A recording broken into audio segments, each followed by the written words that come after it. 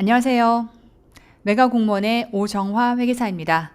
우리 2023년도 세무직 대비 설명회를 시작하도록 하겠습니다. 여러분이 아시다시피 우리 공무원 시장은 2022년도에 굉장한 큰 변화를 겪었지요. 기존의 선택과목 제도의 시험에서 전공과목 체제로 시험 제도가 바뀌다 보니까 많은 수험생들이 혼란을 겪고 있는 상황이고요. 또 하필 여러분들 아시겠지만 공통과목의 이 난이도가 굉장히 내려가다 보니까 앞으로 공부 방향을 어떻게 설정을 해야 될 것이냐, 그리고 어떤 직렬을 선택해서 공무원이 될 것이냐라고 하는 것들에 대해서 많은 혼란을 겪고 있을 것으로 합니다. 여러분들의 혼란을 제가 좀 정리해 드린다라는 측면에서 이제 우리 세무직 설명회 한번 시작해 보도록 하겠습니다. 자, 일단 우리 공무원 시험이 어떻게 지금 달라졌는지에 대한 내용들부터 한번 이 정리를 해보자면요. 자, 기존에 우리 공무원 시장은 국어영어 한국사라고 하는 공통 과목과 그리고 선택 과목이다라고 해서 쭉 나열되어 있는, 이 말 그대로 직렬별로 나열되어 있는 선택 과목 중에서 여러분들이 유불리를 판단해서 과목들을 선택을 했었고요. 그렇게 제도가 마련되어 있다 보니까 국어영어 한국사의 배점과 선택 과목의 배점이 다른 형태로 시험 제도가 근 10년간 유지되어 왔습니다. 그러다 보니 아무래도 국어영어 한국사를 더 많이 맞추는 게 이 시험 합격에서 더 유리한 고지다 보니까 기존의 시험 방식에서는 국어영어 한국사에 많은 여러분들이 시간을 할애해서 공부를 해왔던 거고요. 다만 이제 22년도에 공무원 시장이 이렇게 변하고 나면 이 상태에서는 국어영어 한국사와 그 다음에 각 직렬별로 지금 전공 과목 정해져 있는 그 과목을 무조건 여러분들이 준비를 해서 시험을 봐야 되는 상황에서는 배점도 같고, 그 다음에 원래가 전공 과목이라고 하는 것 자체가 공부량도 많고 내용도 어렵다 보니까 결과적으로는 전공 과목을 얼마나 여러분들이 능숙하게 잘 준비를 해왔느냐에 따라서 여러분들의 합격의 이 여부가 갈리다 보니 이제는 학습의 무게중심이 과거의 국어, 영어, 한국사에서 이제는 이렇게 전공 과목으로 바뀌었다라고 말씀을 드릴 수 있을 것 같아요. 근데 이제 이러한 내용들을 좀 더 구체적으로 보자면 우리 2021년도 국어영어 한국사에다가 선택 과목 제도에서 이제 전공 과목 제도로 바뀌면 면서 일단 기존의 점수 배점 자체가 국어영어 한국사 만점 300점 배점에다가 선택 과목은 똑같이 한 문제를 맞아도 1점 배점으로 치질 않았어요. 자, 그런데 우리 이제 2022년도 우리가 치렀던 그 시험 안에서는 똑같이 만점 배점이 이제 200점이 이렇게 들어가다 보니까 결국은 국어영어 한국사 한 문제 맞추는 것과 전공과목 한 문제 맞추는 게 동등한 형태의 비중으로 내용이 바뀌었던 거고요. 그런가 하면 이제 합격 컷에 대한 평균, 자, 요거는 이제 제도가 바뀌었기 때문에 만들어졌던 내용인 거고, 이번에는 이제 합격 컷을 가지고 2022년도에 제도가 이렇게 바뀌고 나다 보니까 결국은 인혁처에서, 물론 그들이 공식적으로 그렇게 말한 건 아니지만 국어영어 한국사에 해당하는 내용들은 굉장히 쉽게 출제를 했습니다. 아마 이건 여러분들이 공공연하게 많이 들어서 알고 있는 내용이실 텐데, 기존에 우리가 보통 합격을 한다라고 하게 되면 일단 국어영어 한국사의 고득점을 보통 맞아야 합격할 수 있는 그런 상황이었는데, 이번에 이제 여러분들이 아직 발표가 최종적으로 난 건 아니지만 지금 점수 올려놓은 내용들을 가지고 한번 분석해서 보자면, 자, 국어영어 한국사에 해당하는 점수 분포표, 여러분들 입력하신 점수 분포표를 가지고 이렇게 비교를 해서 봤더니, 자, 국어 같은 경우는요, 대략 여러분들이 어떤 직렬에서 합격을 해야겠다라고 하게 되면 대략 90에서 95 정도, 조금 떨어진다 하더라도 85 정도는 맞아야 대략 합격 커트라인 범주 안에 들어간다라고 볼 수 있겠고요. 영어의 경우는 고르게 이렇게 지금 80점에서 90점 사이에 많이 몰려 있더라고요. 그 어렵다는 영어조차도 여러분들이 점수대가 훨씬 더 이렇게 상단으로 이렇게 당겨졌다라고 하는 걸 알 수 있겠고, 영어의 경우도 85에서 90, 적게는 80에서 90 정도의 범주 안에 합격 해당하는 내용들이 들어간다라고 보시면 되겠고, 한국사 이렇게 아시겠지만 굉장히 이번에 쉽게 출제가 됐죠. 그러다 보니까 한국사의 경우는 거의 만점 가까이 여러분들이 맞고 거기서 이제 점수들을 커버해가지고 다른 쪽에서 빠져난 것들을 커버해서 합격 컷으로 끌어올리지 않았나라는 생각이 많이 듭니다. 자, 그런데 이것을 회계세법과 함께 비교를 한번 해볼게요. 그나마 올해 항상 매년 시험을 치를 때마다 욕을 먹었던 회계가 올해는 그나마 여러분들이 좀 쉬웠다라고 하는 평들을 좀 주시는 것 같고요. 세법은 그래도 어려웠다, 전공 과목 중에서도 어려웠다라고 하는 평들이 있는 것 같더라고요. 그래서 가장 어려웠던 전공 과목을 꼽아봐라라고 하게 되면 속히 행정법 그리고 세법 이렇게 두 개를 투탑으로 꼽는 것을 저도 지켜봐 왔는데, 실제로 점수 입력한 내용들을 보니까 세법의 경우는 대부분의 점수대가 뭐 65에서 여기 80점대까지가 골고루 들어가 있고요. 속히 고득점이라고 하는 부분이 극히 드물다라고 하는 걸 여기 점수 입력자들을 통해서 확인해 볼 수 있습니다. 그런가 하면 원래는 회계의 경우가 보통 이런 형태의 지표가 나올 텐데 올해는 회계의 경우가 그나마 여러분들이 좀 많이 준비를 하시고 문제도 좀 평이하게 출제가 되다 보니까 굉장히 분포가 좀 다양하게 이렇게 나왔어요. 70점대부터 출발해서 90점대까지 90점대가 이렇게 높게 분포가 나온 경우가 드문데 올해는 회계가 그나마 여러분들 수험생들에게는 조금 평이하게 읽혀지지 않았나 생각이 듭니다. 그럼에도 불구하고 회계학과 세법에 해당하는 내용들이라고 봤을 때는요, 적어도 합격 점수 정도다라고 하는 컷을 여러분들 만족을 시키기 위해서는 세법의 경우는 75에서 80 정도, 그리고 회계의 경우는 80에서 85 정도, 요 정도의 점수대를 여러분들이 유지를 했어야만 우리가 속히 말하는 합격이다라고 한 얘기를 할 수 있었던 건데, 기존에 21년도의 국어영어 한국사 중심 체제에서는요, 보통 이 공통 과목에서 240 이상을 점수를 맞고, 그리고 나서 선택 과목에서 이제 뭐 이거를 환산 점수니까요, 전체 만점 기준으로 100점 만점 기준이라고 하면 80점 이상의 점수를 끌어냈을 때 보통은 합격한다라고 일반적으로 얘기를 했던 거에서 지금 2022년도에 국어영어 한국사가 굉장히 쉽게 출제된 이 범주 안에서는요, 일반적으로 지금 세무직의 경우 한 400점 정도를 합격 컷으로 바라보고 있고요. 보통 안정권이다라고 하게 되면 410에서 420까지도 안정권으로 바라보고 있더라고요. 그런 것들을 비준해서 봤을 때는 거의 공통 과목에서 고득점을 뽑아내고, 그리고 이제 나머지 전공 과목에서 한 135 정도, 130, 140 정도 이렇게 뽑아내는 그런 수험생들이 대부분이 안정권 안에서 합격을 지금 하고 있다라고 하는 걸 알 수 있습니다. 그런가 하면 이제 학습 비중과 관련해서는 학습 비중을 이제 어떤 식으로 이걸 표현할 거냐라고 하는 걸 되게 많이 고민을 해봤는데, 이거를 제가 한번 100분율로 한번 얘기를 해볼게요. 근데 기존에 보통 이 선택 과목제 안에서는 앞서 얘기했던 것처럼 선택 과목에 해당하는 이 과목들은 100점 만점이 아니다 보니까 국어 한 문제 더 맞을래 아니면 세법 한 문제 더 맞을래 라고 했을 때는 국어 한 문제가 훨씬 더 유리한 상황이었다 보니 아무래도 공부를 처음 시작하는 공무원 수험생 입장에서는 국어영어 한국사부터 먼저 시작을 합니다. 그래서 국어영어 학사 양도 상당하다 보니까 이미 공무원 시장에서 발달될 대로 발달돼 있어서 내용들도 어렵게 출제가 되다 보니 그 내용들을 소화하느라 상당량의 시간들을 앞단에서 여러분들이 국어영어 한국사의 시간들을, 학습량의 시간들을 보내게 되고요. 나중에 이제 선택 과목들을 보통 뭐 11월, 12월 달에 그때사 준비한다, 허둥지둥 이러다 보니까 세무직을 참 붙기 어렵다라고 하는 내용들을 많이 얘기를 했던 건데, 보통 학습의 비중들을 제가 쭉 지켜봐온 바로 따져보면 거의 국어영어 한국사의 80% 정도를 의존했고요. 그런가 하면 선택 과목이 한 20% 정도, 요 정도 시간 할애하는 것을 기본값으로 시장에서 이해하고 있었던 게 사실입니다. 자, 그런데 2022년도에 이제 이렇게 내용들이 바뀐 상황에서는 자, 공부에 해당하는 학습 비중이 어떻게 달라져야 되는 거냐? 이제는 자, 국어영어 한국사에 투자했던 시간들이 제가 생각할 때는 이제는 반 정도의 시간으로 줄어야 합니다. 그리고 나머지 시간들을 전공 과목에 해당하는 요 내용으로 여러분들이 붙여야만 합격에 해당하는 승률이 더 높아질 수 있다라고 제가 감히 말씀을 드릴 수 있는데, 근거가 뭐냐라고 하면 이런 거예요. 속히 말해서 우리가 합격한다라고 했을 때 보통 80점까지 끌어올리는 거는 대부분이 국어영어 한국사도 마찬가지지만 기출 중심으로 많이 출제가 됩니다. 그러면 이때 학습량을 보통 80이다라고 이렇게 잡았을 때 80에서 90을 끌어올리기 위해서의 학습량과 그 다음에 90에서 또 이제 100까지를 끌어올리기 위한 이 학습량은요, 점점 점수대가 거의 만점 가까워질수록 굉장히 학습량에 차이가 생깁니다.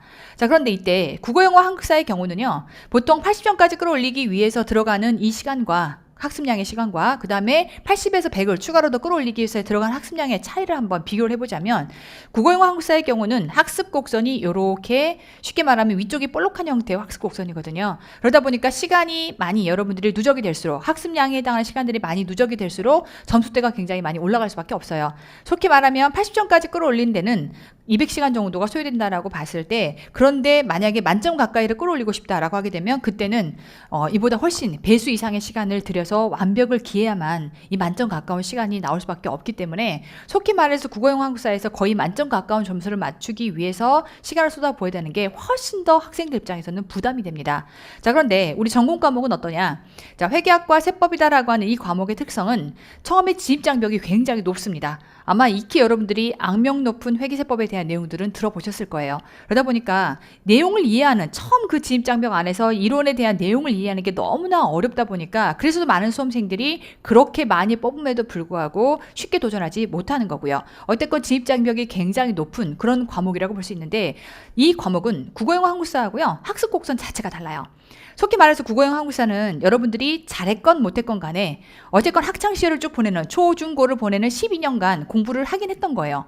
생판 여러분들이 맨바닥에서 국어형사를 그대로 갖다 올리는 상황은 아니거든요. 하지만 회계세법은 전공자라 할지라도 시험에 적합한 형태의 회계세법은 완전히 다릅니다. 그러다 보니까 결국 회계세법은 맨바닥에서 새로운 건축을 해서 만들어간다라고 이해를 하시면 좋을 것 같은데, 안 그래도 어려운 형태의 과목이 아예 애시당초 12년간 공부했던 과목과는 완전 다르게 처음부터 밑바닥을 읽어가지고 이룬다라고 하는 건 학습 곡선 자체의 내용이 달라집니다. 우리 속히 말해서 국어학습 곡선이 이렇게 볼록한 곡선이었다면 우리 회계세법이 보통 힘들다라고 하는 건 아무리 많은 공부량의 시간을 쏟아부어도요, 어느 정도 올라가는 데에 한계가 좀 있습니다. 근데 다만 이 과목은 속히 80점까지 올리는데 한 200시간 정도가 소요가 된다라고 하게 되면 그 이후 나머지 100점까지 끌어올리는 데는 그닥 시간이 많이 걸리지 않습니다. 우리가 여기까지를 끌어올리는 데까지, 어느 정도 일정 점수를 끌어올리는 데까지가 여러분들이 좀 고되게 힘들어 작용을 하는 거지, 그 이상에 해당하는 점수를 끌어올린다라고 하는 거는 여러분들한테 그렇게 고된 작업은 아니거든요.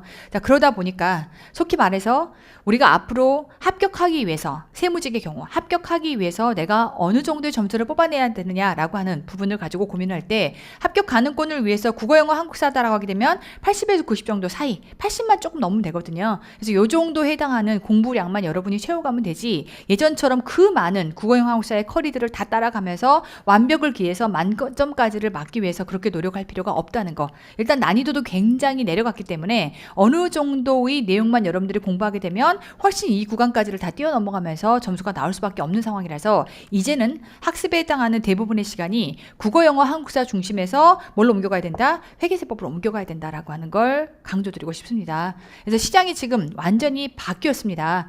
예전에 국어, 영어, 한국사 중심에 많은 공부량을 쏟아붓고 처음 공무원 시험을 시작할 때부터 국어, 영어, 한국사부터 시작했던 그 사이클에서 이제는 달라져서 전공 과목을 먼저 여러분들이 준비를 하고 이걸 탄탄하게 받쳐놓은 상태에서 국어, 영어, 한국사들을 나머지를 보충해 가면서 공부하는 형태로 이렇게 시험의 사이클이 바뀌었다라고 하는 걸 확연하게 2022년 시험을 통해서 확인할 수 있었던 거고요.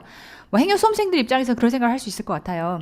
2022년만 그런 거 아니냐, 앞으로 또 달라질 수 있지 않냐라고 생각할 수 있겠지만, 애시당초 전공 과목 체제로 이 체제 변환을 했다라고 하는 것 자체가 속히 말해서 교양 과목들처럼 국어, 영어, 한국사라든지 뭐 사회라든지 이런 과목만을 가지고 공무원을 선발해서는 공무원의 어떤 현행 업무 체계를 유지할 수 없다라고 하는 인혁처의 이런 판단 때문에 이 제도가 변경된 거기 때문에, 이제는 전공을 해서 그 내용들에 대해서 완숙으로 좀 알고 있는 자들을 뽑아서 사용하겠다라고 하는 게 완벽한 취지다 보니까 앞으로 문제가 나온다 하더라도요, 국어, 영어, 한국사는 절대로 지금 어렵게 나올 수가 없습니다. 그런데 이제 지금처럼 조금 이따 제가 비교해 보여드리겠지만, 일반 행정직 같은 경우는 그렇게 국어, 영어, 한국사를 너무 쉽게 문제를 출제하다 보니까 실질적인 합격 컷이요 거의 460점대 70점까지 급박해서 올라가거든요. 이렇게 되는 얘기는 대부분 문제를 다 맞아야 합격한다라는 형태가 돼버리다 보니까 이러한 내용조차도 인혁처 입장에서는 부담일 수 있습니다. 그럼 이제 인혁처의 취지는 어떻게 돌아갈 거냐면, 예측컨대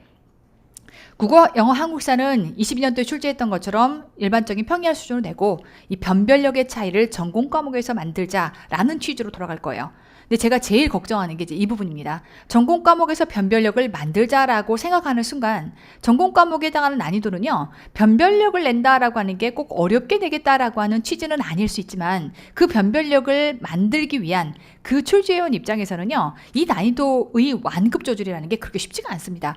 그러니까 분명히 본인 입장에서는 이 정도는 풀었어야 되는 거 아니야 라고 할 수 있지만, 받아들이는 우리 수험생 입장에서는 워낙 어려운 전공 과목을 상대해야 되다 보니까 조금만 문제를 어렵게 내도 받아들이는 우리 입장에서는 굉장히 체감도가 어려워질 수밖에 없거든요. 그래서 이제 앞으로의 방향성이다라고 하게 되면 여전히 국어, 영어, 한국사는 지금처럼 출제가 될 가능성이 높고, 그 다음 전공 과목에 해당하는 경우들은 그게 일반 행정직이든 세무직이든 간에 지금보다는 어렵게 출제가 되지, 지금보다 쉽게 출제가 되지 않을 거다라고 하는 게 제 예측입니다. 그래서 여러분들도 그러한 앞으로의 방향성에 맞게끔 학습에 해당하는 방향성들을 맞춰가야 되지 않을까. 그래서 지금 이렇게 체제가 변경됐다라고 하는 것들을 조금 여러분들이 받아들이셔야 될 것 같고요. 아직 시장이 그렇게 민첩하게 움직이지 않았기 때문에 아직도 공무원 시장에서의 교재라든지 강의라든지 이런 내용들은 아직 그렇게 변화가 크지 않습니다. 국어, 영어, 한국사에 해당하는 경우 너무 많은 헤비한 컨텐츠와 너무 많은 이 강의들이 지금 현재 포진되어 있는 상태이기 때문에, 앞으로 여러분들 23년도에 뭔가 강의라든지 컨텐츠를 선택을 해야 된다고 하게 되면 여러분들이 제한된 시간 안에 국영한국사에 대해서 맞을 수 있는 최적의 점수 이런 것들을 좀 판단하셔서 너무 헤비하거나 너무 많은 형태의 컨텐츠는 조금 피하시고 가능한 효율적으로 어느 정도 일정 점수 이상을 뽑아낼 수 있게끔 이 끌어가는 컨텐츠들을 선택하는 게 답이 아닐까라는 생각이 저는 듭니다. 자, 이제 두 번째, 직렬에 대한 고민을 한번 해보도록 할게요. 제가 한번 중간에 겨울에 세무직 기회다라고 하는 것들을 한번 찍어가지고 올린 적이 있었는데 속히 말해서 그것 때문에 매도 굉장히 많이 맞고 그것 때문에 또 분위기 전환이 확 되기도 하고요. 세무직이 기회다라고 해서 많은 수험생들이 그걸 보고 또 세무직을 선택하는 경우도 있었던 것 같지만 어쨌건 그 말이 맞냐 틀리냐라고 하는 가타부타 그 내용들 때문에 많이들 이슈가 됐던 것 같습니다. 근데 결과적으로는 제가 예측했던 게 다 맞았죠.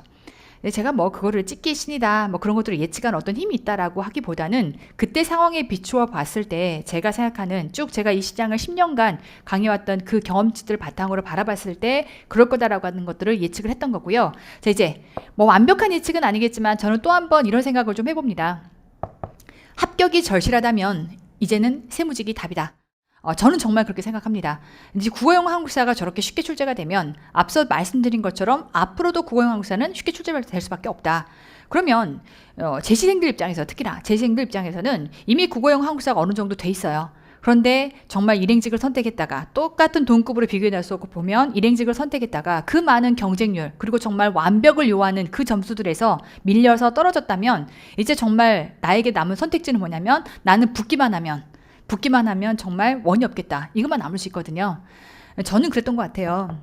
제가 정말 그 무리한 일정들을 아시겠지만 회계와 세법 두 개를 동시에 진행하는 중에 건강에 이상이 없을 수 없죠. 그래서 정말 귀가 안 들리고 굉장히 힘들었던 순간이 왔었는데 사람이 귀가 안 들리니까요. 별의별 생각이 다 드는 거예요. 첫 번째는 내가 강의를 계속 할 수 있을까? 근데 이제 귀가 안 들려도 제가 떠드는 일을 하니까 말만 할 수 있으면 강의를 할 수 있겠더라고요. 근데 이제 그렇지만 불편한 채로 내가 잘 못 듣는 채로 계속해서 이렇게 살아야 되는 거구나. 이걸 받아들여야 되는 건가? 굉장히 우울해지는 순간이 있었습니다. 근데 이제 그때 제가 이제 뭐 이거는 뭐 병원 홍보는 아니니까 오해하지 마시고 이제 아는 분을 지인을 통해서 한의원을 갔었는데 그때 제가 그분한테 뭐라고 했냐면 그 선생님한테 뭐라고 얘기했냐면 시키는 대로 다 할 테니까 나만 낫게 해주세요라고 얘기를 했어요. 이제 뭐 기소문을 들어서 이분이면 충분히 영양으로 잘 치료해 줄 수 있을 거다라고 하는 레퍼런스를 다 듣고 갔던 거기 때문에 제가 딱 정말 그 쌤한테 그렇게 말을 던졌거든요. 시키는 대로 다 할 테니까 나만 낫게 해주세요. 저는 정말 나을 수만 있다면 뭐든지 하겠습니다. 라고 절박하게 매달렸습니다. 그랬더니 이제 그 선생님이 그러면 이제 뭐 이제 요구하는 게 많죠. 일단 일주일에 3번은 침을 맞아야 되고 그다음에 이제 약도 계속 꾸준히 먹어야 되고 한약도 먹어야 되고. 근데 정말 그렇게 했더니 한 달 만에 귀가 다 뚫리고 이제는 완전히 정상으로 돌아왔거든요. 그래서 저는 제가 생각하는 삶의 원칙은 그래요. 여러분들이 뭔가 공무원 시험에 합격하고 싶다. 근데 여러분이 냉정하게 말해서 대부분이 떨어지는 시험이죠. 대부분이 붙는 시험이 아니라 대부분이 떨어지는 시험이에요. 그럼 저는 여러분에게 일단 첫 번째 단추에서 이걸 물어보고 싶어요. 얼마나 절박하냐? 얼마나 절실하냐? 물론 여러분들이 꼭 세무직이냐라고 하는 부분에서는 오늘도 카페에 올라와 있던데 세무직의 장점이 뭘까요라고 하는 것들을 많이 고민하더라고요. 근데 그런 내용들은 제가 차지로 따로 이 강의 때 말씀을 따로 드리는 걸로 하고 정말 단순히 직렬을 가지고 비교해서 난 합격하고 싶다라는 생각을 하신다면 저는 세무직이 답이라고 생각합니다. 자, 근거는요 다음과 같습니다. 네, 세무직과 일행직을 한번 우리 수치상을 가지고 비교를 한번 해보도록 할게요. 일단 첫 번째 선발 인원. 네, 세무직 올해 850명, 작년에 1100명 가까이를 뽑다가 올해 850명을 뽑다 보니까 여러분들이 실망감? 오정아 틀렸다. 1000명 가까이 뽑는다더니 이게 뭔 일이냐라고 하면서 제가 그것 때문에 굉장히 많이 곤혹스러운 시간을 좀 보냈었는데 속히 말해서 선발 인원이 몇 명일 거다라고 하는 건 아무도 예측할 수 없습니다. 이건 속히 말해서 국세청도 올해 계획으로 몇 명을 선발했으면 좋겠다라고 하는 걸 인혁처에 던져도요. 인혁처가 그것을 승인해 줄지 말지에 해당하는 건 이거는 아무도 확정될 수 있는 내용이 아니기 때문에 선발 인원을 맞추거나 그걸 예측한다라고 하는 건 저는 그건 조금 무리라고 생각을 합니다. 그런데 이제 확실한 거는 자, 세무직이 850명일 때 우리 일반 행정직은 456명. 제가 확실하다고 말할 수 있는 건 공무원 선발 인원이 앞으로 줄 거다, 뭐 정권 때문에 줄 거다 어쩌다 얘기가 굉장히 많은데 확실한 건 선발 인원이 줄 수 있고요. 늘 수 있어요. 그런데 확실한 거는 일행직보다는 훨씬 많이 뽑아요. 거의 2배수거든요. 그래서 줄면 세무직만 줄이진 않아요. 세무직은 항상 인원이 부족한 그러한 직렬이기 때문에 현업이 굉장히 적은 인력으로 정말 힘들게 돌아가거든요. 그런데 국가에서 어떤 시책을 사업을 하던 간에 그 중심에 뿌리가 될 수 있는 게 세금이잖아요. 그러니까 세금을 걷어들이는 일을 절대 소홀히 할 수가 없습니다. 그런데 정말 한정된 작은 인원을 가지고 돈을 걷어라. 돈 사고 나거든요. 그래서 그거는 그렇게 쉽게 할 수 있는 일이 아니기 때문에 아무리 공무원 숫자를 많이 줄인다 한들, 그래서 실제로 선발 인원이 줄 수 있어요. 하지만 그걸 준다 한들 일행직보다는 훨씬 많이 뽑습니다. 이거는 팩트예요. 제가 얼만큼 뽑을 거다라고 하는 걸 예측할 수는 없으나 이 부분보다는 훨씬 높을 수밖에 없고 이 정도의 배 차이 정도의 내용은 날 수밖에 없다라고 하는 거. 또 뭐 운 좋게 선발 인원을 더 늘 수도 있는 거고요. 그래서 선발 인원 부분에 대해서는 항상 세무직은 다른 여타의 직렬보다 많이 뽑는다라는 정도만 여러분 인지하시면 되지 어느 정도의 숫자일 거다라고 하는 건 여러분도 혹은 저도 우리가 관여해서 고민해서 해결될 수 있는 영역은 아니라고 생각합니다. 그래도 두 번째, 출원인원. 출원인원이 제가 그렇게 예측을 했었죠. 실제로 출원인원 나오기 전에 세무직의 경우는 10,000명 정도 시험을 보는 거다. 제가 원래 이전에 22년도의 전 21년 시험을 관장할 때는 한 20,000명 정도 그때 그렇게 시험을 봤다가 이제 21년 시험으로 넘어오면서 여러분들이 지금 제가 느끼는 체감도는 22년 시험에 10,000명 정도일 거다라고 했는데 실질적으로 10,000명 정도였고요. 그런가 하면 이제 일반 행정직 42,000. 그러다 보니까 이제 경쟁률이 문제인 거죠. 결국은 뭐 많이 뽑고 그다음에 이제 사람들이 그걸 보려고 할 때 중요한 건 내가 몇 명을 떨어뜨리고 내가 붙어야 되느냐. 이게 제일 중요하다 보니까 경쟁률의 경우는요. 세무직의 경우 12대 1. 이것도 일반 행정직 94대 1에 비하면 굉장히 낮음에도 불구하고 많은 분들이 실망이다. 한 자릿수일 줄 알았더니 이런 얘기를 많이 하시더라고요. 근데 그때 제가 항상 강의 때 뭐라 그랬냐면 출원 인원은 이렇다 하지만 실질적으로 시험을 보는 인원들은 여기서 10% 20%가 빠진다. 그러다 보니까 응시 인원을 가지고 얘기를 해야 되는 건데 응시 인원을 가지고 얘기하자니 제 10,000명도 안 된 훨씬 못 미치는 8,000명 정도가 응시를 했고요. 그러다 보니까 이때 실질적인 경쟁률은 9대 1 정도가 됐습니다. 그런가 하면 일반 행정직에 해당하는 거는 72대 1. 자, 요게 현실인 거거든요. 내가 지금 72명을 떨어뜨리고 내가 붙을 거냐 아니면 9명을 떨어뜨리고 붙을 거냐 이게 일반 행정직과 세무직의 차이입니다. 그래서 제가 아까 얘기했던 것처럼 정말 붙는 게 절박하다면 나는 어찌됐건 이런 사무직을 원하고 붙는 게 절박하다면 세무직이 답이다라고 자신 있게 말씀을 드린 거고요. 또 한 가지 뭐 이렇게 경쟁률에 대한 차이가 난다라고 한들 오히려 세무직의 경우 합격 컷이 훨씬 높다면 더 많은 공부를 해야 되고 더 많은 내용들을 알 수 있어야 되는 거니까 힘들지 않겠냐라고 할 수 있는데요. 제가 뭐라고 예측했었죠? 합격 컷 50점 이상 벌어진다라고 말씀을 드렸죠. 물론 최종적으로 아직 결과가 나온 게 아니기 때문에 이게 온전한 값은 아닙니다. 하지만 여러분들이 올려놓은 합격 예측 프로그램에 해당하는 내용들을 공무원 시장에서 유명하다고 하는 학원들 여러 개를 비교해 본 결과 세무직의 경우는요. 속히 400점 이상 정도를 합격 컷으로 바라보더라고요. 자, 그런데 일반 행정직의 경우는 455점 이상입니다. 얼마 차이 나죠? 50점 이상의 차이가 납니다. 운 좋게 10,000명 정도일 거다. 그 다음에 한 자릿수의 경쟁률일 것이다. 합격 컷이 50점 정도의 차이가 날 거다라고 하는 건 이미 제가 세무직이 기회다라고 작년 겨울에 한번 설명회를 하면서 여러분에게 말씀드렸던 내용들인데 이게 다 맞아떨어지긴 했어요. 그래서 그게 뭐 제가 운이 좋았거나 혹은 여기 어떤 신기가 있어서가 아니라 쭉 돌아가는 판을 읽는다라고 하면 이게 충분히 예측이 가능합니다. 그래서 그러한 판을 읽는 내용 안에서 제가 감히 23년도를 예측해 보건데 앞서 말씀드렸던 것처럼 선발 인원이 공무원 수험생을 전부 다 줄인다 하더라도 공무원 이 쉽게 말하면 선발 인원을 줄인다 하더라도 어쨌건 일행직보다는 세무직이 훨씬 많을 거다. 2배수 가까이 많을 거다라고 하는 건 예측해 볼 수 있는 내용인 거고요. 자, 그랬을 때 이제 결국은 출원 인원에 해당하는 거 출원 인원에 해당하는 응시 인원에 해당하는 경우도요. 속히 이런 거죠. 그럼 이런 걸 이렇게 알았으니까 그럼 전부 다 정말 세무직으로 러시할 거냐? 세무직에는 진입장벽이라는 게 있습니다. 여러분 속히 아시는 마의 과목, 회계와 세법을 전부 다 마스터해야 된다. 이게 보통 일이 아닌 거죠. 그러다 보니까 그걸 여러분들이 많이들 겁을 내시고요. 이미 시장에서 10년 가까이 회계세법이 어렵더더라. 근데 이건 사실 어떻게 보면 이 직렬만 가지고 이런 제도, 선택 과목 제도가 아니라 그냥 이 직렬만 가지고 항상 회계세법을 공부했어야 된다고 하게 되면 다른 과목들과의 비교가 필요가 없기 때문에 그렇게 악명 높지 않았을 겁니다. 그런데 이제 이게 하필 사회와 함께 대적을 했어야 되고 행정학과 함께 대적을 했어야 되다 보니까 그런 과목들에 비해서는 회계세법이 어렵다라고 하는 게 사실이거든요. 그러다 보니까 너무나 많은 악명 높은 과목이 지금 된 상태라서 지금처럼 이렇게 유리한 고지에 있다 한들 많은 사람들이 도전할 거냐라고 하는 거에 있어서는요. 저는 조금 회의적입니다. 아직 23년도 시험도요. 완벽하게 여러분들이 지금 이러한 체제에 체화되어 있지 않아요.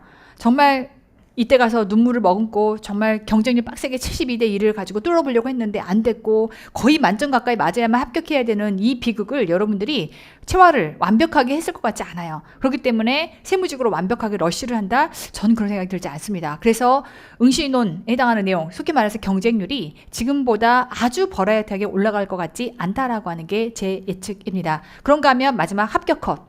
다 좋다. 그런데 이제 합격 컷이 이렇게 50점 이상 벌어졌던 거 안에서 그럼 이제 좀 더 좁혀질 수 있을 거냐라고 할 때 뭐 지금보다는 좁혀질 수 있겠지만 중요한 거는 워낙 회계세법이라고 하는 이 과목이 시험장 안에서도 시간을 잡아먹는 과목이에요. 그러니까 속히 말해서 회계세법은 어떤 의미에서는 고득점을 만들어내는 게 사실 굉장히 어렵기도 하고 시험장에서도 그 고득점을 만들기가 쉽지 않은 그런 과목이다 보니까 속히 말해서 합격 컷이 물론 잘하는 분들은 거의 조금 더 보여드리겠지만 100 찍은 분들도 굉장히 많아요. 하지만 속히 말해서 이제 합격 컷, 내가 문 닫고 들어갔어요 라고 하는 그 부분 안에서는 합격 컷이 버라이어티하게 높아지지 않는다.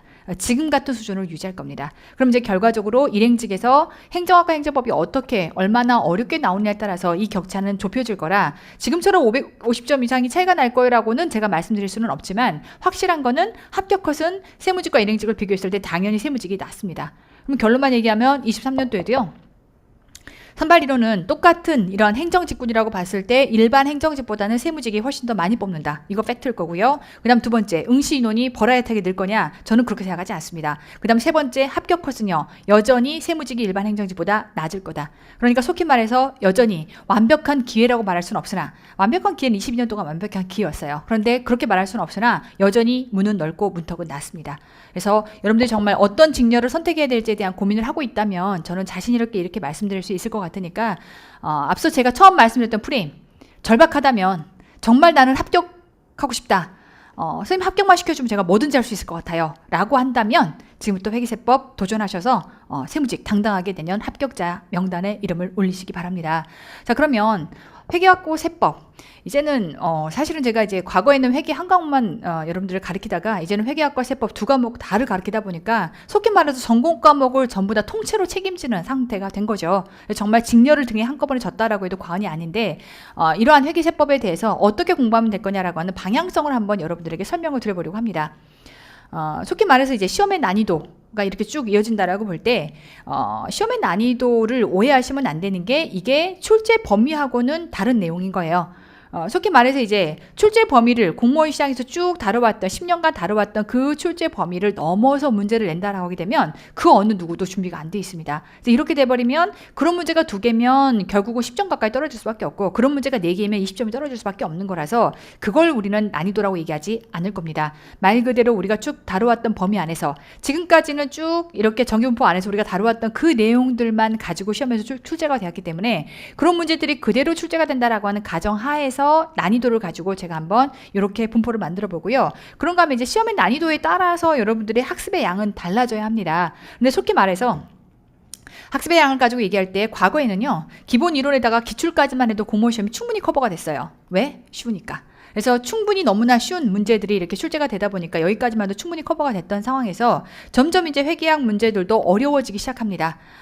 훨씬 많은 교재와 그 다음에 강의들이 발달이 돼 있다 보니까 수험생들 입장에서도 진입장벽을 넘는 게 수월해졌고 학습하는 것이 수월해지다 보니까 그거에 맞춰서 시험 문제들도 어려워집니다. 그러다 보니까 이제는 뭔가 점수를 의미 있는 점수를 만들어낸다라고 할 때는 응용 문풀에다가 모의고사까지가 완벽히 착장이 돼 있는 상태에다가 만약에 나는 정말 내 인생이 걸렸기 때문에 나는 정말 어떠한 실수도 용납할 수 없다. 난 너무 절박하다. 라고 하게 되면 약점을 보완하는 형태의 나머지 서브 해당하는 테마 강의들이 좀 있거든요. 책도 있고 강의도 있고 그런 것까지를 완벽하게 학습량을 늘려서 보완을 한다라고 하게 되면 말 그대로 완벽하겠죠. 100점이 나와야 맞습니다. 근데 속히 이제 시험의 난이도가 어느 정도냐에 따라서 여러분들의 학습량을 결정을 해야 되는 건데 상식적인 수준에서는요. 시험의 난이도가 높을수록 학습량이 이렇게 늘어나야 됩니다. 속히 시험의 난이도가 낮다라고 하게 되면 기본과 기출까지만을 가지고도 충분히 커버가 될 거고요. 그런가 하면 이제 시험의 난이도가 높아질 거다라고 하게 되면 당연히 어디까지 약점 보완 특허까지를 전부 다 여러분들이 마스터를 해야만 100점 가까운 실패 없는 형태의 점수들을 뽑아낼 수가 있다라고 하는 거죠. 그러니까 이제 속히 말해서 학생들이 여기까지만 공부해도 돼. 아니야 여기까지 해야 돼. 아니야 여기까지 해야 돼. 라고 하는 내용들이 의견이 분분합니다. 그런데 그분들이 결국은 합격한 분들이냐라고 하게 되면 그 내용들을 한번 자세히 들여다보세요. 그렇게 말씀하시는 분들이 합격을 하고 나서 얘기했느냐라고 하게 되면 그런 내용들은 사실은 합격 수기 보시면 금방 확인할 수 있어요. 합격 수기를 남기는 자들이 어떤 얘기를 했느냐, 이게 사실 굉장히 중요한 거고요. 그렇지 않은 자들이 그냥 이 과목에 대해서 이러쿵 저러쿵 떠드는 내용들은 여러분 인생에 전혀 도움이 되지 않습니다. 그럼 차라리 여러분들이 아까 처음에 제가 의사쌤에게 내 목숨줄을 맡겼던 것처럼 여러분들이 정말 절박하게 합격하고 싶다면 저에게 맡기십시오. 그래서 저에게 물어보세요. 쌤, 전 정말 합격했으면 좋겠는데 저 어디까지 공부하면 되나요? 라고 하는 것들을 차라리 저한테 물어보시고, 제가 시킨 대로만 하면 정말 그 점수가 나오는 건가요? 라고 하는 것들에 대해서 차라리 저에게 책임을 물으시는 게 맞지, 여러분 스스로가 어디까지 하겠다라고 하는 범위를 정하는 건 저는 굉장히 위험한 내용이라고 생각을 합니다. 자, 이때 우리는 두 가지를 결정을 해야 합니다. 첫 번째는 방향성. 앞으로 문제가 어려워질 거냐. 근데 앞서 제가 말씀드렸던 것처럼 국어영어 한국사에서 더 이상 어렵게 낼 이유가 전혀 없어요. 전공 과목 체제로 바뀌었는데 갑자기 또 22년도 쉽게 냈다가 수험생들 혼란을 빠뜨리기 위해서 23년도 어렵게 낸다? 있을 수 없는 일이에요. 그런데 이미 22년도 시험에서 전공 과목이 어렵다라고 하는 색채가 이미 드러났어요. 일반 행정직에서도 행정학 그렇게 어렵진 않았다 하더라도 문제가 굉장히 좋고 또 어느 정도 어렵다라고 느낄 수 있는 형태, 행정법 정말 불행정법이었다라고 얘기가 나올 정도로, 그다음 우리 세무직의 경우도 세법 어려웠다라고 하는 내용들이 굉장히 많기 때문에 전공 과목이 어렵다라고 하는 형태는 이미 오픈돼서 드러나 있는 상태입니다. 그럼 인혁자 입장에서 앞으로 문제를 출제한다라고 하더라도 전공 과목 시험에서 변별력을 만들어서 문제를 출제하겠다라고 하는 게 명확하게 지금 선이 그어진 상태이기 때문에 결국 문제는요 어려워질 수밖에 없어요. 그리고 앞서 말씀드린 것처럼 변별력을 좀 내보자 라고 하는 이 부분이 우리 수험생 입장에서는 정말 미치겠는 거죠. 그 변별력이라는 게 자기들 생각할 때는 조금 어렵게 라고 할 수 있지만 우리는 그걸 굉장히 어렵게 받아들이는 경향이 좀 있다 보니까 수험관은 보통 그렇게 흘러가요. 그러다 보니까 22년 시험보다는 저는 명확히 말씀드릴 수 있어요. 23년은 훨씬 더 어려워집니다. 전공 과목 체제는 어려워질 겁니다. 그렇다라고 하게 되면 얼마나 대비가 되어 있느냐에 따라서 여러분들의 결과값이 달라질 수밖에 없는 거고요. 그때 이제 결국 여러분들은 선택을 해야 합니다. 나에게 한정돼 있는, 하루로 따지면 24시간 중에서 먹고 자고 다 해야 되고, 그러고 나서 내가 어느 정도 쉬는 여유도 가져야 되고, 그러면 내가 공부할 수 있는, 확보할 수 있는 시간이 몇 시간이냐, 이걸 물리적으로 계산을 해서 지금부터 시험장에 들어가는 시간까지, 그럼 그 전체 시간 안에서 내가 국어영어학사에 얼마나, 그 다음 회계세법에 얼마나 투자할 거냐라고 하는 것들에 대한 선택을 여러분들이 하셔야 되는 건데, 결국은 나는 그냥 여기까지만 공부할래, 공부량 여기 정도까지만 할래 라고 하게 되면 어려운 시험이 나왔을 때는요 그냥 정말 그 시험 망하는 거예요. 근데 이제 여러분들이 어느 정도, 제가 이런 것들에 대한 고민을 제가 사실 굉장히 목숨 걸고 하지 않겠습니까? 여러분들에게 쓸데없는 공부를 더 하지 않게끔, 하지만 필수적인 것은 꼭 여러분들이 착장하고 시험장에 들어가게끔, 그게 제가 생각할 때는 강사의 가장 중요한 역할이라고 생각을 하고 있습니다. 제가 이 정도면 만점 맞을 수 있어요 라고 한 형태의 컨텐츠와 커리를 여러분들에게 제시를 하게 될 거고요. 그러한 내용들을 여러분들이 선택할지 말지에 대한 것들을 이제 고민을 하셔야 되는 상황입니다. 전 다시 한번 강조합니다. 여러분들이 어디까지를 공부할 거다라고 선택한 건 굉장히 위험한 거예요. 만약에 정말 수험생들이 어떻게 선택을 해서 합격을 했는지 합격 수기를 보면서 고민을 한다던가, 아니면 정말 이 분야의 전문가인, 저도 마찬가지고 다른 선생님들도 마찬가지고요, 전문가들의 조언을 얻어서 어느 정도의 뎁스로 공부할 거냐라고 하는 거를 판단할 수는 있겠지만, 그게 아니라 정말 똑같은 수험생들의 이 말을 통해서 여러분들이 어느 정도 뎁스를 결정한다라고 하는 건 항상 제가 얘기하죠. 내 인생 걸린 시험에 너무 무책임한 짓입니다. 그래서 두 가지, 방향성은 앞으로 어려워진다. 그랬을 때 여러분들 선택을 해야 되는 건데, 그러한 리스크를 테이크할 거냐 말 거냐라고 하는 거는 여러분들의 선택인 거고요. 그거에 따른 결과도 여러분들이 지게 돼 있습니다. 자, 이제 속히 제가 쭉 22년도에 여러분들과 함께 회계학과 세법을 이제 두 과목을 제가 등에다 지고 우리 세무직들을 이끌어 왔습니다. 저는 강사의 성적표는 학생들의 점수라고 생각합니다. 그 강사가 어떠했느냐라고 하는 건 결국은 판매 지수도 아니고요, 매출도 아니에요. 결국 학생들의 성적표입니다. 전 냉정하게 그렇게 생각을 합니다. 그래서 이제 카페에 들어가서 제가 이제 22년도 국가직 9급의 세법과 회계 각각 여러분들이 보시는 내용들에 대해서 올린 내용들에 여러분들이 달아주신 댓글들인 건데요. 참 저도 이걸 보면서 제가 딱 제 인생에서 정말 오열을 터뜨리며 울었던 게 지금 돌이켜 생각해보니까 3번 있었던 것 같아요. 한 번은 회계사 시험 합격했다라고 할 때, 그때 정말 정말 묵은 채찍이 다 내려가는 것 같은, 그다음 두 번째 묵은 채찍이 내려가는 것 같은 오해를 터뜨렸던 게 언제였었냐면, 공무원 시험이 개편되기를 정말 목 빠지게 기다렸거든요. 정말 멍청하게 13년도에 개편된다는 소리 듣고 13년도에 막 도입된 건데 그게 한 바퀴 돌려면 10년 정도 걸리는 사실을 모르고 시장을 전혀 이해하지 못했기 때문에 들어와서 10년을 엎드려 있었습니다. 근데 이제 그게 개편된다는 소식을 제가 19년도에 딱 듣고 나서 그때 한번 대바지게 펑펑 울었던 적이 있었던 건데 이번에 정말 마음속으로 정말 할 말은 많고 정말 너무 고되고 힘들었지만 다 누르고 정말 전진 앞으로만 여러분들과 함께 손잡고 왔던 그 시간들을 여러분들에게 이렇게 성적표를 받았던 그 순간에 정말 이거구나. 정말 누구에게도 공유할 수 없는 저만의 뜨거운 눈물을 그 순간 제가 흘렸습니다. 네, 여러분들이 쭉 주신 내용들 안에 댓글로 주신 내용들을 봤더니 회계사법 둘 다 100점. 190 정말 수두룩합니다. 안에 보시면 100점, 190. 그다음에 제가 항상 여러분들을 끌고 갈 때 모래주머니를 차고 연습하는 형태로 같이 공부를 하다가 시험장 가서 모래주머니를 털고 여러분들 시험 봤을 때 얼마나 여러분들이 자신감 있게 문제를 풀 수 있는지를 경험하게 될 거다. 그때 내 생각이 날 거다라고 제가 항상 입버릇처럼 얘기를 했는데 그 얘기 하더라고요. 시험 보는 내내 내 생각이 났다. 모래주머니를 털고 시험 보는 게 이런 거구나 싶었다라고 하면서 댓글들을 주셨는데 95, 95, 100 속히 말해서 쭉 세법도 회계도 여러분들이 만점 내지는 90, 95 점수를 굉장히 많이 받아오셨어요.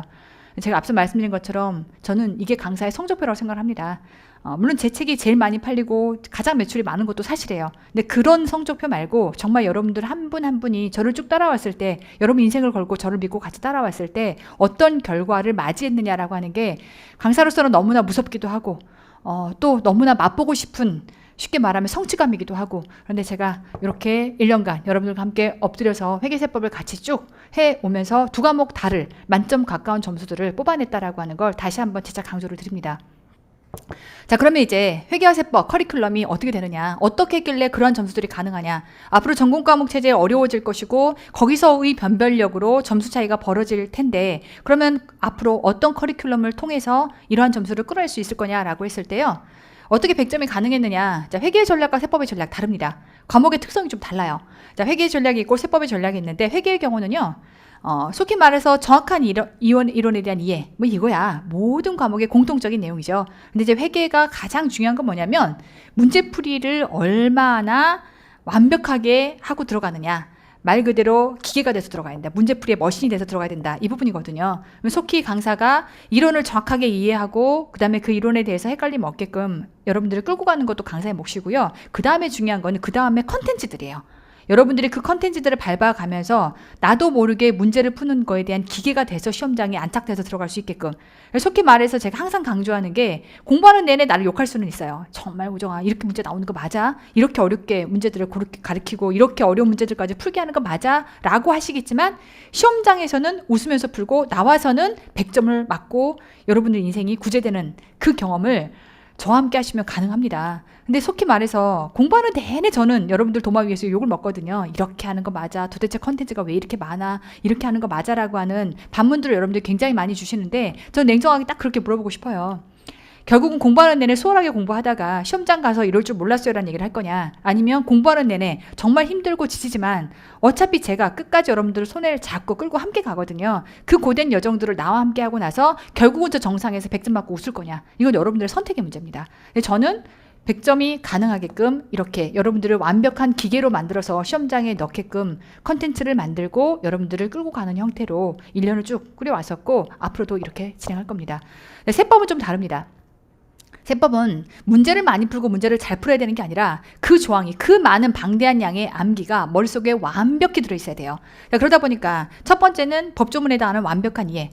일단 나중에 가서 외운다 치더라도요, 저는 그래요. 저라는 사람은 그 조문 자체가 이해가 안 되면 죽어도 소화가 안 돼요.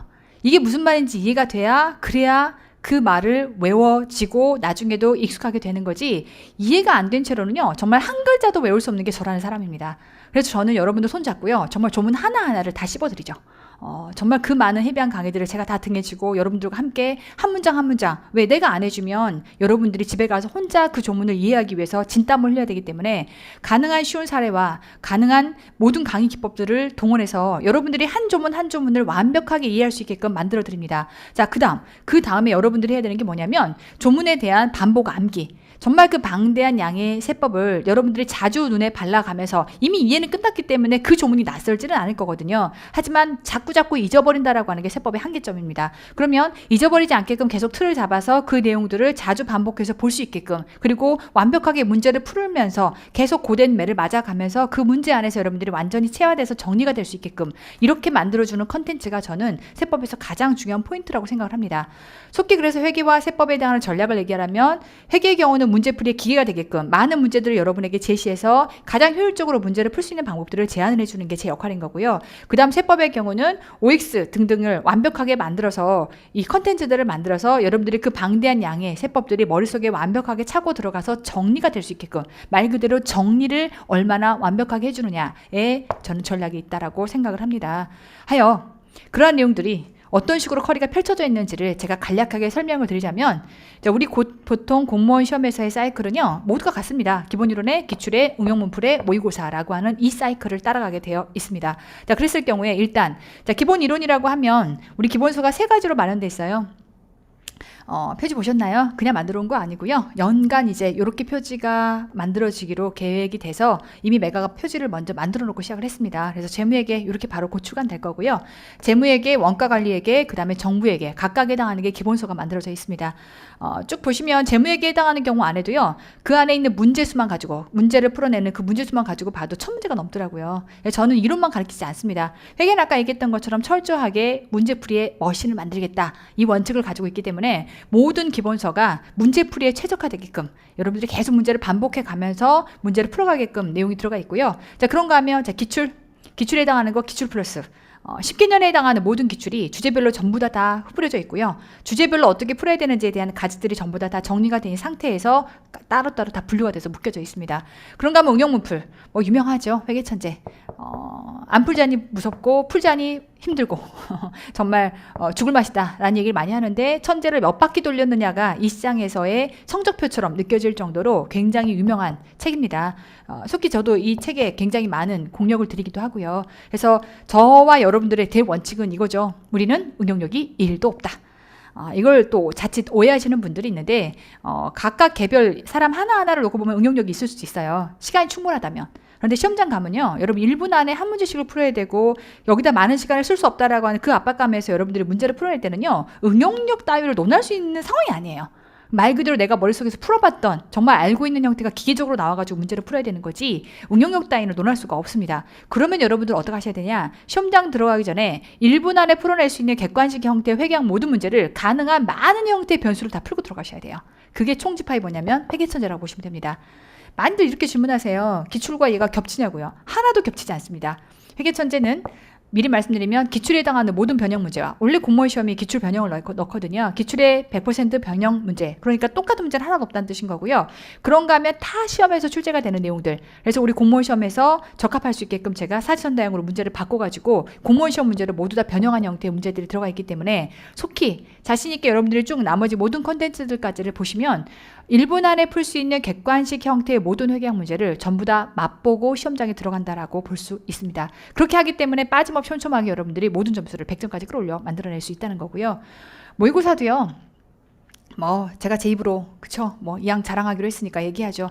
저만큼 모의고사 많이 갖고 계신 분도 없어요. 그리고 이 모의고사의 모든 문제가 다 다르다라고 하면, 그것도 참 여러분들이 저희 공로를 알아달라고 하는 거 제 입으로 말하기도 쑥스럽지만, 모든 문제들이 다 달라요. 다 다르고 매년 달라요.